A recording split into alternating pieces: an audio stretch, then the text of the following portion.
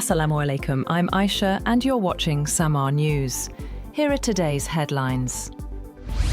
Turkey's Foreign Minister Hakan Fidan says a credible Palestinian administration must be established in Gaza before any move toward Hamas disarmament in the US-backed ceasefire plan.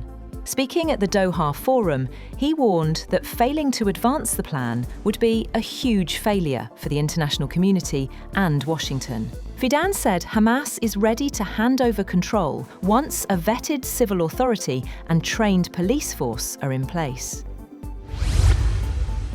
A large-scale Russian drone and missile attack has damaged power facilities in 8 Ukrainian regions, causing blackouts and forcing nuclear power plants to cut power output. Officials and the International Atomic Energy Agency, IAEA, said Russia has intensified its attacks on Ukraine's energy sector and infrastructure in recent weeks, targeting power stations and railway hubs as winter deepens and the war approaches its 4th anniversary. There was no breakthrough in US-brokered talks this week aimed at ending the conflict.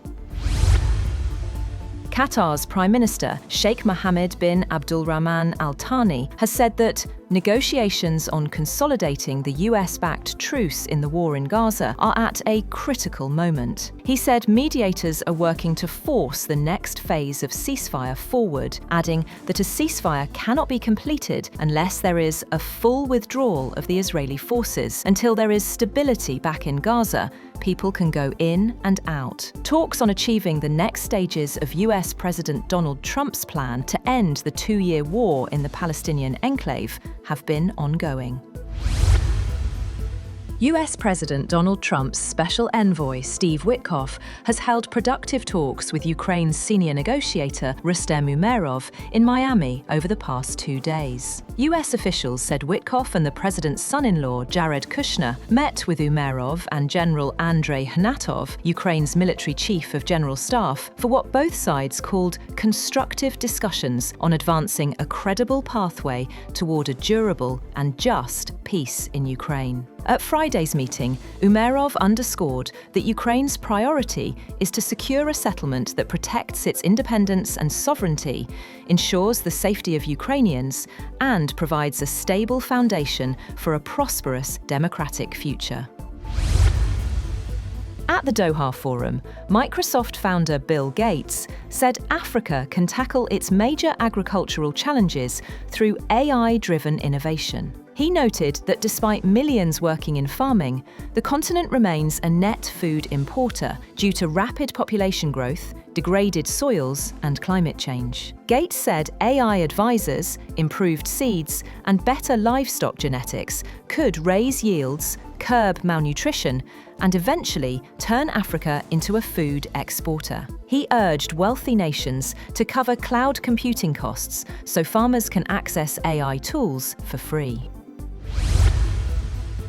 The United States wants Europe to take over the majority of NATO's conventional defence capabilities, from intelligence to missiles, by 2027, a tight deadline that struck some European officials as unrealistic. The message was conveyed at a meeting in Washington this week of Pentagon's staff overseeing NATO policy and several European delegations. In the meeting, Pentagon officials indicated that Washington was not yet satisfied with the strides Europe has made to boost its defence capabilities since Russia's expanded invasion of Ukraine in 2022. Australia has imposed financial sanctions and travel bans on 4 officials in Afghanistan's Taliban government over what it said was a deteriorating human rights situation in the country, especially for women and girls. Australia's Foreign Minister, Penny Wong, said the officials were involved in the oppression of women and girls and in undermining good governance or the rule of law in the Taliban-run country. Wong said in a statement the sanctions targeted 3 Taliban ministers and the group's Chief Justice, accusing them of restricting access for girls and women to education, employment, freedom of movement, and the ability to participate in public life. Russian President Vladimir Putin has offered India uninterrupted fuel supplies, eliciting a cautious response even as he and Indian Prime Minister Narendra Modi agree to expand trade and defence ties between countries with decades-old ties.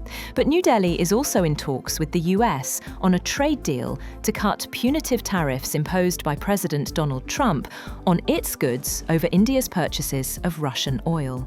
India's energy imports are expected to fall to a 3-year low this month, following US tariffs and sanctions. Russia has said it wants to import more Indian goods in an effort to grow trade to $100 billion by 2030.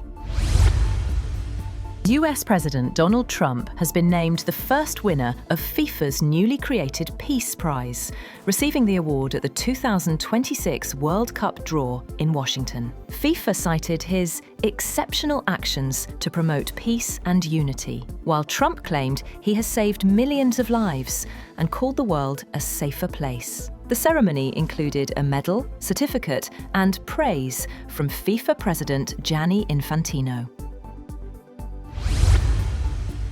Meanwhile, the 2026 World Cup will kick off on June 11th, with joint hosts Mexico playing South Africa at the Azteca Stadium, followed by South Korea against a playoff winner. Mexico's co-hosts, the United States and Canada, will join the biggest ever World Cup party the following day. The US got a dream draw and will play Paraguay, Australia, and a playoff winner. Canada, also a top seed, despite a world ranking of 27th, have it tougher against a playoff winner, possibly Italy, Switzerland, and Qatar.